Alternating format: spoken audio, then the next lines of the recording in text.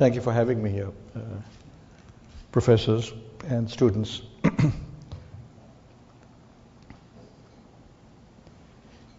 I am an alumni of the Stanford Engineering School, but I must warn you that I never was a very good engineer. I came here for engineering because at the time when I came here, the government of India only gave exchange foreign engineering education for an undergraduate. But what I enjoyed most about my engineering education, I was telling Dean Ross about this, is the broadening opportunity one got as an engineer, which opportunity is not available in India. We tend to get funneled into engineering from year one, unlike most engineering schools in the United States. I had to leave Stanford in '66 because my father suddenly died and I had to take over some family responsibilities of the company. We were a small company then. Today our run rate, in a rapidly growing company, I think run rate becomes more relevant than the sales of the previous year, is over $3 billion, and we are growing in excess of 34-35% a year. Our market, we are listed on the Indian stock exchanges, and we are also listed on the New York Stock Exchange. And the market capitalization of our company is a little over $20 billion US, which really puts us in the league in terms of software consultancy of the Accentures, plus in terms of at least market capitalization, if not in terms of revenue size.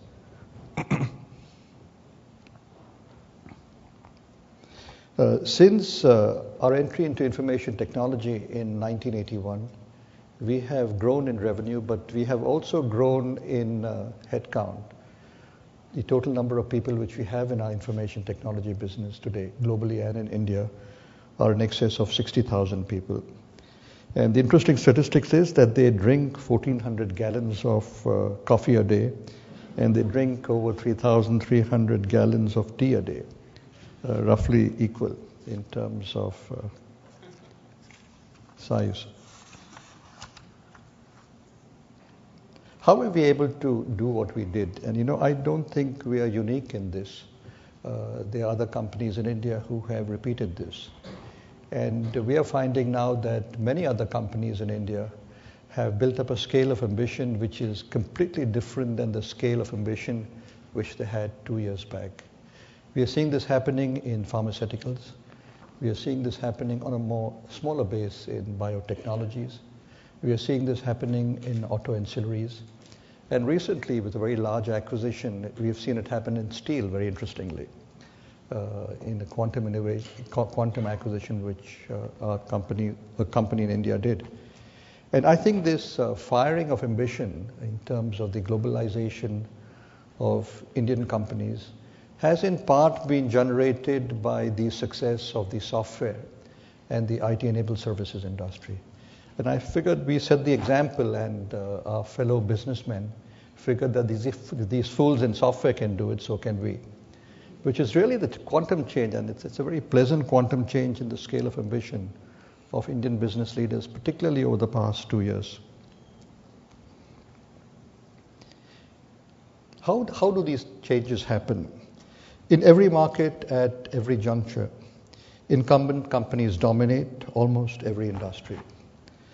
Established customer relationships, well-entrenched products, powerful brands, and significant scale advantages make these companies appear invincible to aspiring entrants. Yet time and time again, and particularly you see this in the United States, and particularly you see it in Silicon Valley, upstarts create a disruption in the marketplace, a very strong disruption in the marketplace, innovating on delivery, innovating on process, innovating on technology, innovating on products, and very, very often innovating on business models, which I think is becoming the most important determinant of success in the marketplace. And they change the rules of the game. And because they have changed the rules of the game, they have an equality of a competitive space. For consumers, innovation means higher quality and better value for goods, more efficient services, both private and public, and higher standards of living. For businessmen, innovation means sustained or improved growth, higher profits, And in our interconnected world, innovation improves lives. Here are some examples. They're very interesting, simple examples. Poor fishermen in Kerala, which is the southernmost tip of India, use cell phones now on the way back from their catch so that they can find out where they can get the highest prices and head straight for that part of the market, straight from the sea. We are finding farmers now subscribing to cell phones. And they do that in India in the small villages because typically farmers in small villages used to sell their produce in the local market, which is called a mandi, M-A-N-D-I. And they very often found that the mandi wholesalers used to exploit them on rates. Today the farmer, before he brings his produce to the mandi, would check up what are the rates in competing markets from a relation or a friend in the competing markets, and then decide whether he wants to sell the produce, what is the cutoff at what he wants to sell the produce, or take his cart, bullock cart, to a mandi which is a little further away because he's able to get a rate realization which is better. The more enterprising of them will go to the extent of also trying to follow the closing rate on the Chicago Board of Trade the previous day to see whether any trends are building up and whether he can expect better rates going forward and it's worth sitting on his produce. In Bangladesh, Grameen Phone, which started with microfinance and now has extended its reach, enabled mobile phone connectivity to over 40,000 villages. Mobile public phones are managed by village phone women who run it as a business. These micro-entrepreneurs buy the phone with a loan from the Grameen Bank and then sell the use of the phone on a per-use basis or on a per-call basis because people cannot afford to buy the unit value of the phone. An initiative of eChopal by a leading agricultural produce company, which incidentally happens to have built its fortune in selling cigarettes,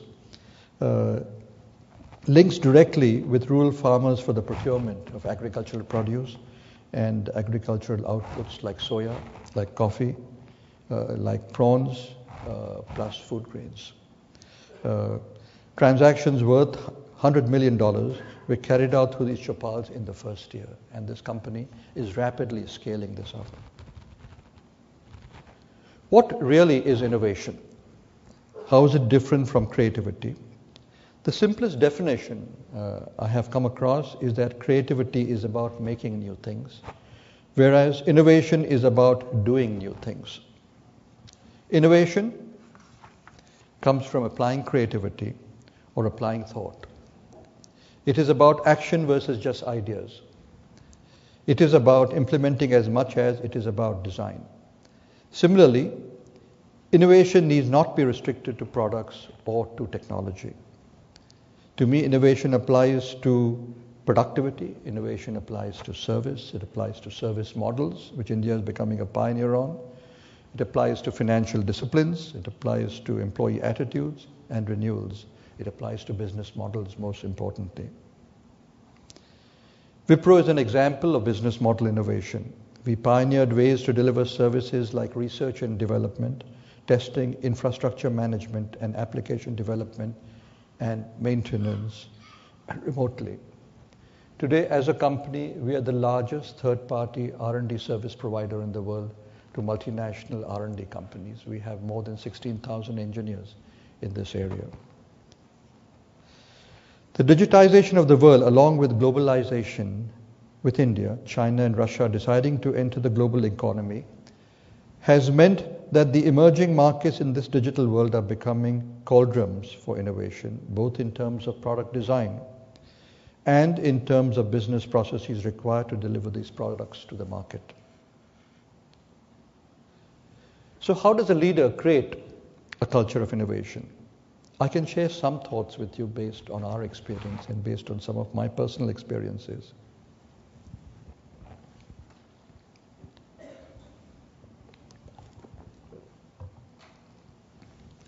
Innovation is just not about incremental improvements in the course of daily operations or one-off new brilliant ideas.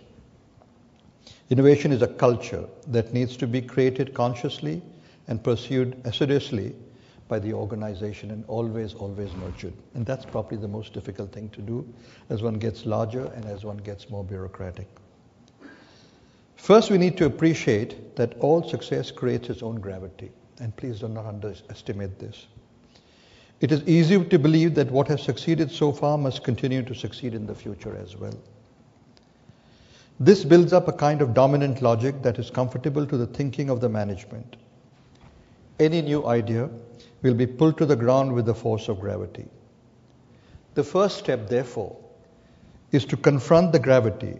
If we can inspire everyone around us with a vision that is truly exciting, the feeling of complacency gets whittled and tends to come off. This can provide the escape velocity to counter the gravitational forces. It can also create new energy to dig out and give life to many ideas lying beneath layers of bureaucracy. Second, ideas can come from everywhere and from anywhere, even the finance team.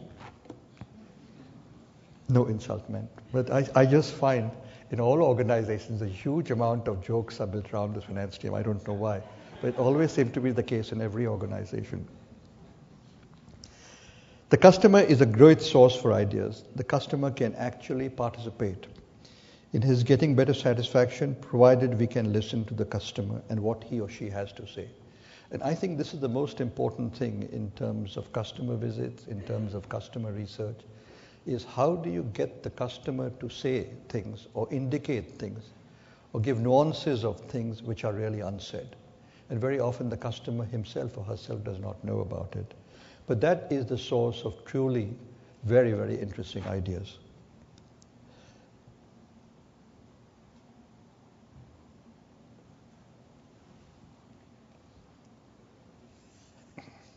Third, we need to actively bring in people who are not clones of people already in the organization. And that means a very, very concerted focus in terms of one's resourcing or recruiting teams. Because typically all of us recruit what we are most comfortable with. All of us try to reject what we are not comfortable with. And if one wants to generate innovation in an organization, it is absolutely essential that one gets diversity. Diversity in terms of cultures, diversity in terms of age, diversities in terms of sex, and diversities in terms of the way a person thinks and acts. Very often, this diversity is rejected by most organizations, and particularly organizations which scale rapidly, because for them, the process of recruitment becomes a very uniform, standardized process of headcount additions.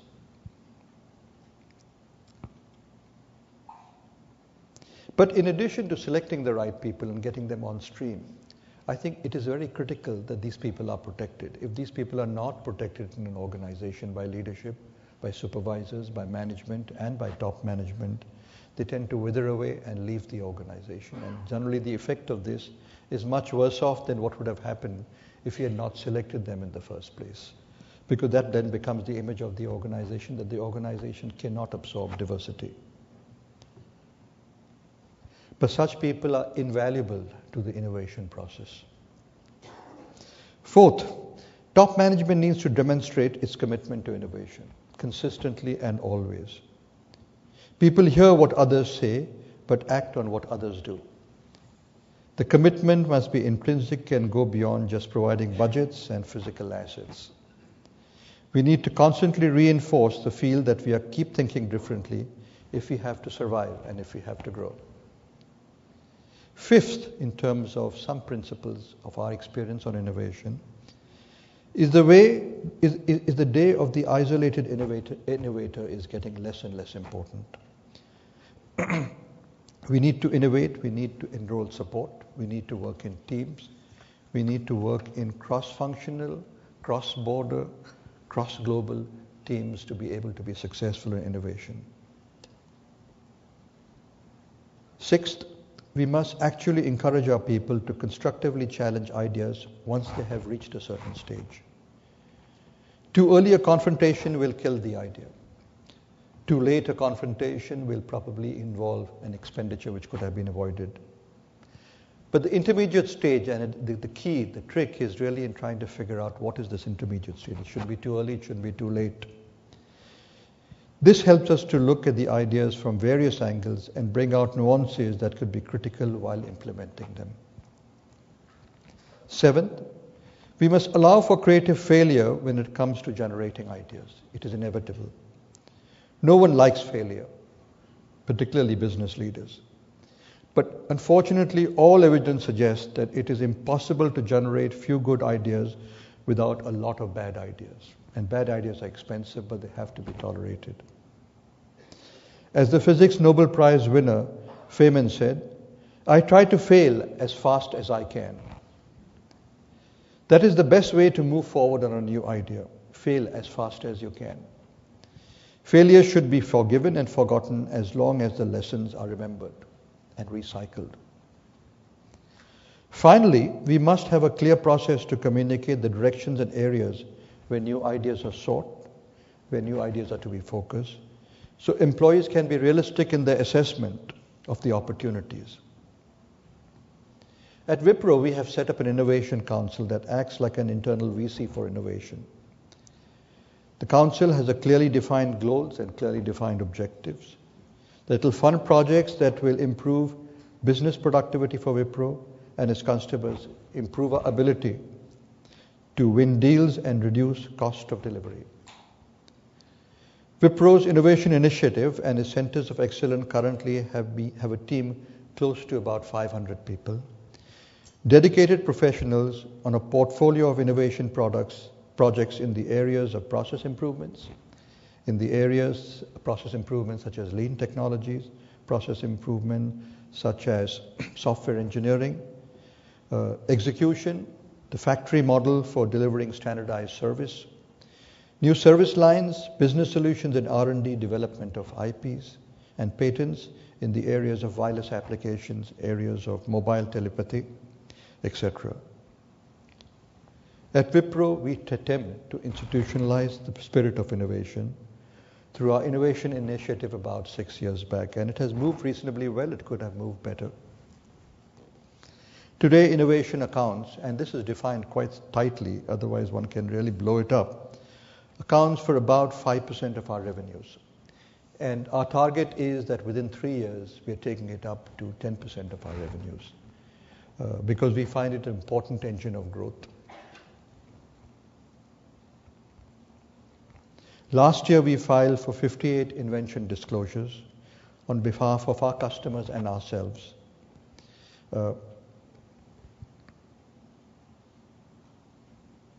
Wipro has been able to create a successful track record of innovating service delivery models, being among the first to remote deliver R&D, infrastructure outsourcing, testing, and business process outsourcing. Finally, to conclude, as Gary Hamel puts it, businesses are good at getting better but poor at getting different. It is very difficult for successful organizations to develop disruptive innovations that would threaten the basis of their success. Often they are put out of business when some similar company or smaller company develops a radically new technology, which employees working in a booming telecom company in the 1990s would have suggested that free voice-over internet telephony would be something that they could develop. It took a startup, Skype, to make a success of this radical idea. I have found that people excel when they are provided a fair, free, and apolitical environment. At Wipro, we strive to provide an open culture which encourages diversity of opinions. Operating as we do in global environment, and 80% of our revenue comes from outside of India, 83% of our revenue, we try to bring the best practice of our customers, associates, and internals, and work to build the next practice. Thank you for hearing me out. I'd be very happy to take questions. And they need not...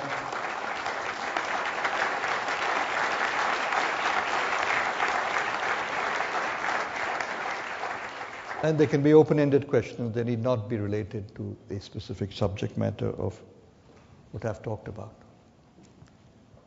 Yes, sir. So your company and your industry has grown at astronomical rates, and many analysts expect it to continue to do so. This clearly has huge implications for your company, for your industry, for India, and the rest of the companies that are delivering these services.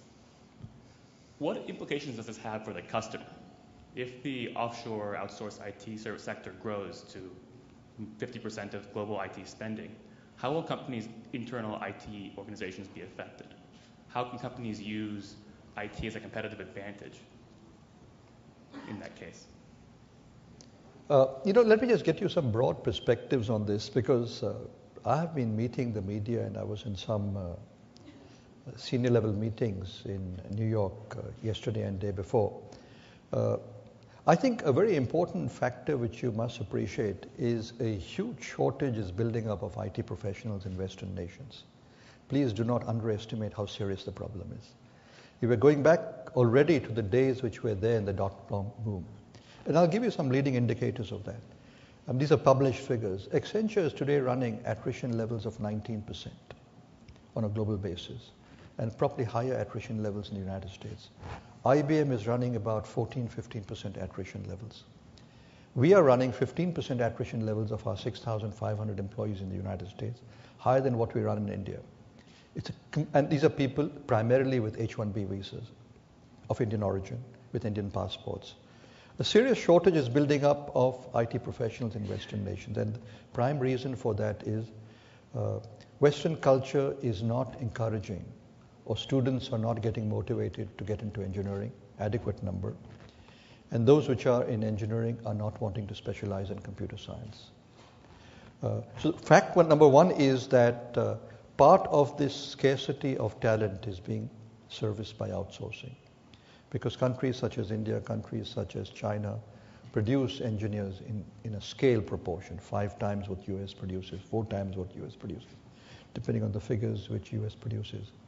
Second, I think what we must appreciate is that there is a certain part of work which gets done in information services, which has to be done with the customer, on the customer's site. It can be either outsourced, surround to the customer, physically surround to the customer, or it can be outsourced remotely. But the proportion which has to be done at customer site would probably be on a composite basis about 40% of the headcount. For consultancy, it's probably about 80% of the headcount. So your number which you said that half the IT work could get eventually outsourced is probably a little exaggerated, probably about 40% can be. But if you're getting into a situation where you are running into scarcities, I just see a global sourcing model as extremely strong productivity tool and a survival tool. And it is something which I think is inevitable. And it's just not based on cost arbitrage, it's just based on talent arbitrage, or it's based on talent leverage. Does that answer what you were asking for? Yes, sir.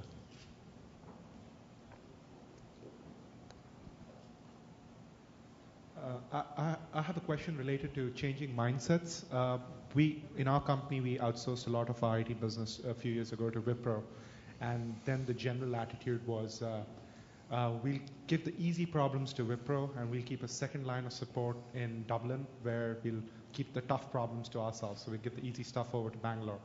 How much of this attitude and mindset do you find it to be a challenge in your business, and do you see it changing over time? Oh, there's a huge change over time. There's a huge change over time. But, companies go through a phase. In fact, we find in Europe, and we have about 9 centers in Europe, which we call nearshore centers, very physically close to the customer or the concentration of customers. In the first phase, very conservative customers, particularly in Europe and particularly in continental Europe, would prefer to work with a global sourcing company such as Wipro or Infosys or TCS, with physical proximity to their headquarters or physical proximity to the place where the work is done, which is where a nearshore center comes in. And at phase 2, they will be willing to move the work offshore. And at phase 3, they would be willing to get into more high quality work. I think that's a natural process of confidence building within the organization. But if you ask me, India will do this year about 30 billion of software and BPO exports, call centers as well as backroom processing. If you take software, of this about, I think 18 billion would be software services.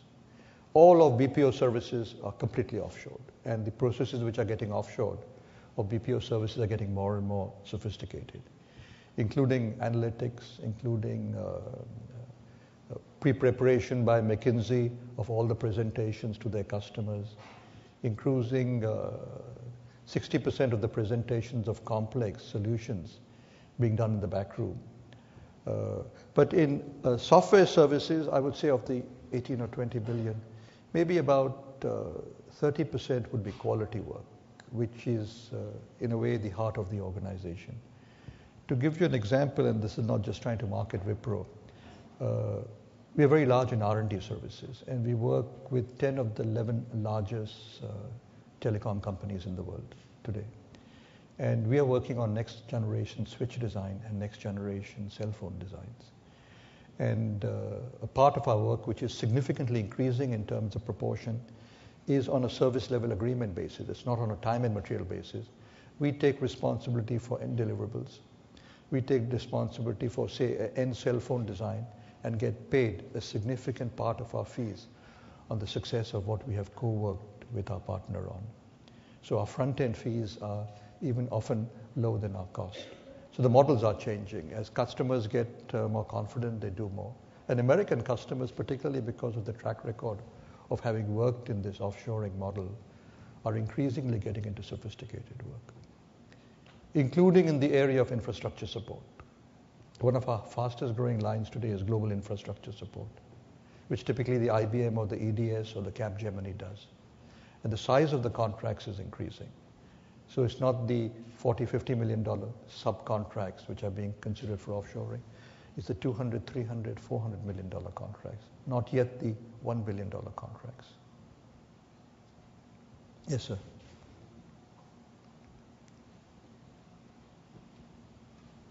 Could you talk a bit about the transition from a small family company to what you are today? You know, I think one advantage which we had is we completely turned turtle on our business. And we went into information. I came on the scene in Wipro in '67, and we were primarily a vegetable oil company, which is very small. The initial phase which we went through was transforming a very commoditized business, which dealt with only wholesalers, to building a very strong consumer brand business, which dealt with retailers who dealt with customers, and with very strong inputs of branding and very strong inputs of distribution. That continued to be a little more traditional part of the business, but it added on a lot of people in marketing and sales, which we never had before, and much more sophistication in financial processes. The advantage in that business also was that we were again turning the business into a completely different approach vis-a-vis the market. So we had to recruit people who were professionals for it. It made the entire process of transition much easier. We went into the information technology business in 1980, and that team we built virtually from scratch. We transferred people in human resources and finance and a little bit in logistics. But again, we were able to intake fresh people, fresh leadership, fresh people from campus. I think the fact that we were transiting businesses so much made it much easier to be making a movement from a so-called family managed company to what we consider a very professional company today. So it was not as hard as it appeared to be, and we grew very rapidly, so that also again made it easier. And we made it a point not to employ in the company any family members, so the signal was very clear that this is the message which top management and ownership is communicating upfront, and standing by that message in terms of practice.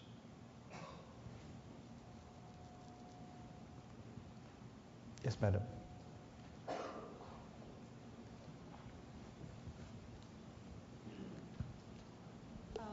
In the current prevailing environment that exists in India in the software industry, what future do you see for entrepreneurs in India, especially when you consider global clients who place their bets increasingly with giants like Infosys and Wipro? And what suggestions do you have for the entrepreneurial talent which is currently growing in India and is probably contributing to the attrition rates in your companies? Thanks. I didn't catch the last part of the question. So a lot of youth today in India are quitting large giants like Infosys, Wipro, and big brand names to start their own companies. What advice do you have for them as they struggle to compete with the bigger companies? You know, I can give you some overviews. I'm not very wide into opportunities for entrepreneurs to start off in information technology in India, but I can give you some broad indicators. There's a huge amount of venture capital funds and a huge amount of private equity funds in India now, both by Indian banks or Indian investment bankers, whether it be ICICI or HDFC, etc., but by virtually all the large private equity bankers have offices and large funds allocated for India, as well as venture capitalists are looking at specialized areas in India. So I do not think that if you have a good idea and if you have the passion to make a success of that idea, you'll be wanting in funds, risk funds. You'll get those. I think what you need to do is to be clear how much passion you have or people like you have in tending to make a success of it. You know, it's not going to be on the doorstep. It's not going to be necessarily much easier than doing it in the United States. The markets are competitive. The quality of evaluation for opportunities by the funds has got now sophisticated. They will not put money on yo-yos. They've got enough burning by putting money on yo-yos. And if you want to be in the area of services, my strong advice is, for God's sake, focus. You cannot build another Wipro at the start. You know, you figure out that, you know, in the area of services, you want to target either in the area of technology or in the area of enterprise, a specific segment where you build a base with one or two customers you can build a credibility with, and then expand on those customers. I just find, you know, we've had some people who've left us and have come back to us, and they try to build clones of Wipro. And the customer is consolidating. There's no question on that. And the rich are getting richer, and the big are getting bigger. And you see it in terms of movement of the top 5 companies from India in terms of share of exports. It's probably going up by about between 1% and 3% a year, which is a typical indication of what is happening. Not because we're necessarily smarter, but because our brand helps us in being able to give higher security to the customer who is making a risk decision. But there are opportunities, but the opportunities are going to be as tough as the opportunities you see anywhere else in the world. It's not on a platter for you. Yes, sir.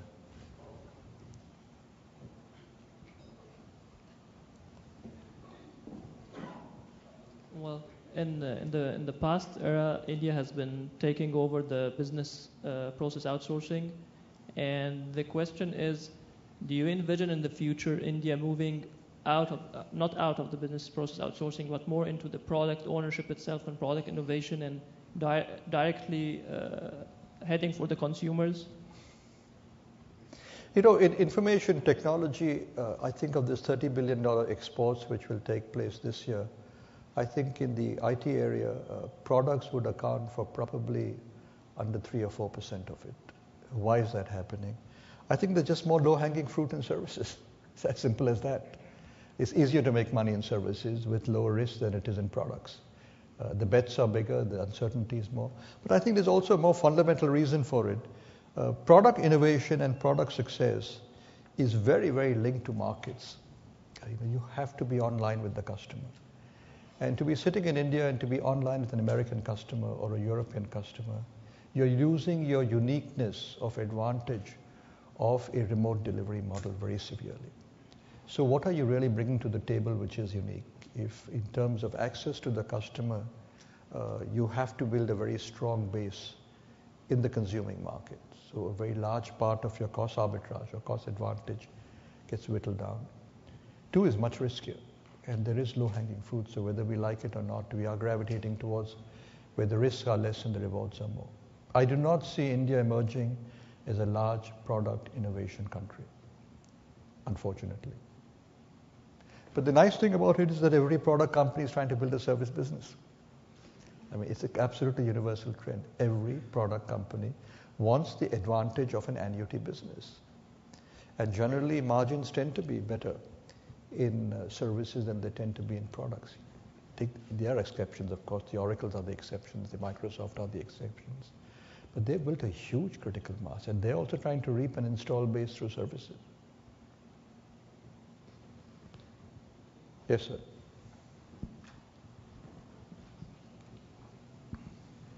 Yes, given the extreme growth that you quoted at the start of your talk, the 30+%, I was wondering if you might be able to share a couple specific examples of the challenges that you face and the organization faces trying to deal with that, whether it be simply in hiring, talent at that rate and so on. So if you could talk a little bit about what your role is in that and how the organization is dealing with that. Scaling in a services business is a huge challenge. Just to give you an example, we have 60,000 plus employees in our services business. And if you're growing even at 30% a year, and I'm using conservative figures, technically you should be adding 18,000 employees a year plus attrition. And attrition levels are running in India today at about 13-14%. So you add that to the 18,000 people a year. Then you deduct productivity. You try to drive for 8-9% a year, you probably land up with 6-7% a year, 5-6% a year, including trying to build some amount of non-linearity in your business models. So you're net adding about 20,000 people a year, or more than 20,000 people a year. We visit about 160 engineering campuses. We visit about 25 business schools, including internationally, and engineering campuses internationally. But our volume of intake internationally is much lower. I think what is relatively manageable to do is scaling recruitment standards, targeting recruitment. You can build it to scale. We're able to scale well the induction process. We have a virtual university for induction for college graduates and a virtual university for induction of lateral hires. You can scale induction into quality processes so that you give a uniform face of how your customers concerned. I think the biggest challenge is to scale cultural continuity, which is very important from a customer point of view, and particularly important in a service organization, very, very important. It requires a huge amount of engagement, of supervisory time, middle management time, senior management time, and top management time, so far people like me are concerned. And in a growth situation, you have very pressing dynamics of competition and very pressing dynamics of growth. It's not an easy challenge, and I think you get into some compromises along the way. That we are finding as one of the biggest challenges which we face. As an example, McKinsey did some studies on this, and I think McKinsey has globally about 20 or 24,000 people. And they found that they could not manage a growth beyond 20% a year without compromising on what McKinsey stood for. Interesting. I think that is the big challenge. Now, the more higher quality work which you do, the more you're not running a factory. And the more the cultural issues become more and more important. So the problem will get more acute or more challenging as we start going up the food chain and still try to grow at 30% a year. Now, whether we can do it or not, I don't know. It probably requires the next generation of people in leadership to be able to do it better.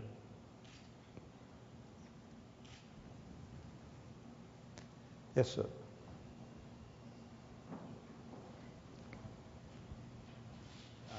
So I have a question about the ownership of Wipro. So even though it's listed and it's professionally run, the family still owns the majority of Wipro. So my question is, going forward, how do you see the ownership changing and the leadership transitioning?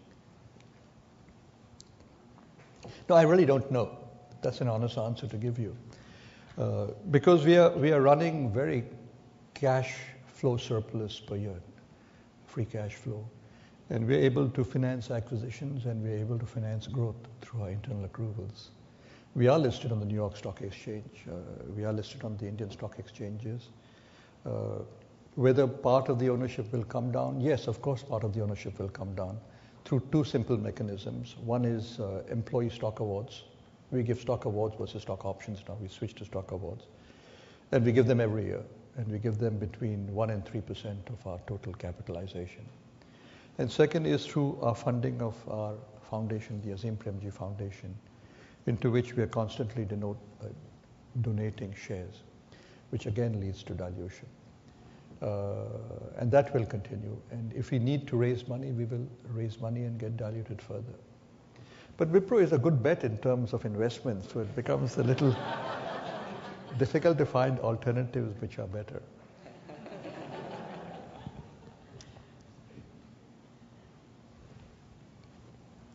Yes, madam. Can you use a mic, please? We were fortunate enough to hear the finance minister of India speak here at Stanford a few days ago, and he talked about Who did you hear? Chidambaram. He spoke about. So, no offense meant either. Of course. I was. So my question he spoke a lot about how two things are very important to him as he thinks about India's future. One is maintaining the 8% growth rate of India, but number two is to make sure that that doesn't come at the expense of the social balance, and how sort of all segments of society, should maybe be benefiting collectively. And I think this is reflected in a lot of the policy decisions that are being made right now in India. And I was wondering if you could speak a little about how you found, managing a business like yours that's growing as rapidly and is such a power player in a regulatory environment that reflects that kind of a mentality. I don't think India is such a regulatory environment which is made out to be. I think our image is worse than our facts, frankly. I think we do a very poor job of selling ourselves. You just take the contrast with China. We have an operation in Beijing and we have an operation in Shanghai. And we have about 170 Fortune 500 as our global customers. And I do get a chance to interact with them, with the leadership there and the CEOs there fairly frequently, because they're an important customer base for us. The general experience is that India is underprojected in terms of its liberalization. But equally important, the experience is that China gives with one hand and takes away with two, consistently.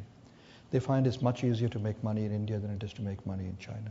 There's much more predictability, there's much more transparency in the laws. I think fortunately for us as a country, our political leadership is getting more and more divorced from the economic engine.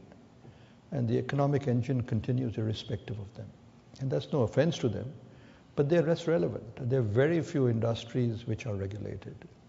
And I think too much of the regulation is spun around the fact that insurance is not permitting 49% foreign ownership, or retail is not opening up to multinational investments. But these are political compulsions which the government is sensitive to. Retail is a political compulsion because we have 21 million retailers in our country, which employs a father, a mother, 2 children in the afternoon who drop in after school, and 1 paid employee. And whether you like it or not, retail formats which are large will displace jobs. The contra is that they will generate much more farm income and much more farm value add. So you'll see probably creation of jobs there. But politically, it's difficult for the government to bell the cat. And I think this is getting a lot of foreign visibility and therefore causing an impression that we are very bureaucratic. I don't think we are. Speaking to the mic, madam. Very quickly, the one thing that would spring to mind that could really affect our business is regulation around education and the reservations of the system at the universities, and that's effect on your ability to source quality talent in India in the future. Does that make sense? Yeah, this is the current set of politics which is going around on this. But please understand that we've had some amount of reservation around education and reservation around jobs now for more than 30 years. I think what has just caused a bit of a wake-up is that they're trying to increase the proportion of it. I think part of the solution is that people in leadership, people in industry must be more proactive on that. In terms of participating, in terms of creating a little more free and a little more encouraging competitive environment for people who come from societies or parts of societies where they are disadvantaged in terms of their background and therefore not on equal competition. I think we'll reach some equilibrium on this, but part of the equilibrium will be that the reservation quotas will increase, but nowhere as close to what is being talked about at this point of time. Is that a good step or a bad step? I think it's a retrograde step, but it's a manageable step. We'll take one last question. Yes, go ahead. These days, everywhere you see in the newspapers and magazines that everyone says that this century belongs to India and China. And like the professionals who are studying here in America, they have already started thinking about moving back to India and China. So how do you foresee this trend in the future? I can tell you, 4 years back, when the market was hot like the market is hot today for IT professionals, we were running attrition levels of about 14-15%. And 30% to 40% of that was to jobs in the United States, or for higher studies in the United States. Today, if you're running attrition levels of about 13-14%, under 1% is for studies or jobs in the United States. So that trend is completely reversed. Why? It's because job opportunities in India are better and compensation levels are much better now. So people are not looking at US job as a major opportunity to make a lot of money anymore. I think that trend will continue. But the interesting trend we are finding, and I think some of our colleagues also in the industry are finding, more experienced people today are wanting to come back to India. They're wanting to come back to India because job opportunities are better, and they're wanting to come back to India because compensation levels have become so attractive that they can, even at a middle and management level, afford a decent standard of living in India. And that standard of living is improving because costs are not going up commensurately. So that trend is very much there. It's a good trend. I'm not too familiar with China, but China is also using some very strong incentives to get back talent, which we don't find necessary to do. We're getting it through a natural process. Thank you very much.